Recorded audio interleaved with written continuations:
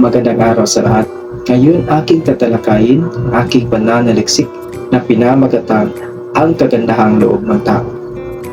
Alam naman natin na ang kagandahang loob ng tao ay likas na sa tao at mayroon itong mahalagang layunin upang gabayan ang isang tao sa paggawa ng kabutihan at mayroon itong kahalagahan din sa paglampas ng kasakiman ng tao sa mga bagay na makikita natin sa mundo.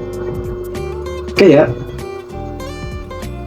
ang pilosophikal na tanong na nais bigyang sagot ay, ano ang kahalagahan ng kagandahang loob sa tunay na kahulugan ng utang na loob at ang paglampas sa kasakiman ng tao? Kaya, para sagutin ito, ang aking thesis, ang kagandahang loob ang pangunahing bertud na nagbibigay ng tunay na kahulugan sa utang na loob at nakakatulong upang malampasan o maiwasan ang kasakiman ng tao. Para suportahan ang aking thesis, unang suportang punto, ang pagdisiplina sa pagkagustong fakultad gamit ang rason para hindi malagay sa kalagayan ng diwa sa kasakiman. Pinapahiwatig nito ang kahalagahan ng pagdisiplina sa pagkagustong fakultad ng isang diwa upang gabayan ang tao na hindi mahulog sa kasakiman.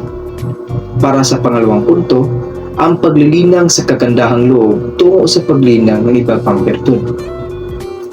Binigyang pansin dito ang kahalagahan ng kagandahang loob o ang paglilinang sa kagandahang loob upang magabayan ang isang tao sa paglinang rin sa ibang bertud.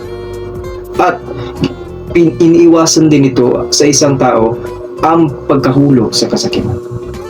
Para sa pangatlong punto, ang halaga ng kagandahang loob sa pagkakaibigan na nagpapatunay kung ano ang utang na loob. Sa ibang salita, ang kagandahang loob ang nagbibigay tunay na kahulugan ng utang na loob. Ngunit may mga pagtutol ang aking mga suportang punto. Unang pagtutol sa unang suportang punto. Maaring gamitin ang pagkaalamang fakultad sa masama at paglinlang sa kapwa para sa sariling kapakanan. Para sa pangalawang pagtutol, ang kagandahang loob ay hindi puruhan sa paglinang ng ibang bertud o paggawa ng mabuti para sa iba, dahil maaring magpakitang tao lang at makuha ang loob ng ibang tao para gamitin ito. Para sa pangatlong pagtutol sa ikatlong punto, ang utang na loob ay maaring gawin bilang sapilitan o pakitang tao lamang sa kapwa o kaibigan. Ating binigyan pansin ang mga pagtutol sa bawat suportang punto na aking ipinapahayag. Kaya, mayroon ding mga sagot sa bawat pagtutol. Para sa unang sagot, ang pagkaalamang fakultad ay hinihikayat ang ibang fakultad ng diwa para sa pinakamabuti at hindi sa masama.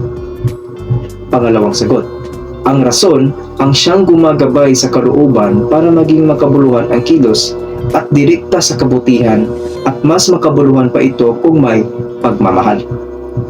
Pangatlong sagot, ang utang na loob ay siyang bertud na nagpapatibay ng pagsasamahan at pagkakaibigan hanggat ang pagmamahal ang sentro nito na mula sa kagandahang loob.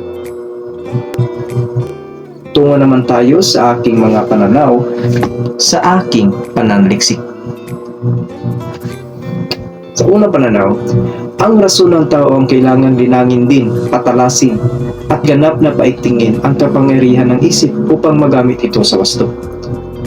Pangalawang pananaw, ang kagandahang loob ay likas na sa tao at maibabahagi niya ang kanyang kagandahan ng kusa kung may pagmamahal bilang pwersa katulad ng bulaklak na namumukadkad ng kusa. Para sa pangatlong pananaw, ang utang na loob ay nagpapakita ng pagpapakatao at pagkikipagkapwa-tao. Para naman sa aking konklusyon,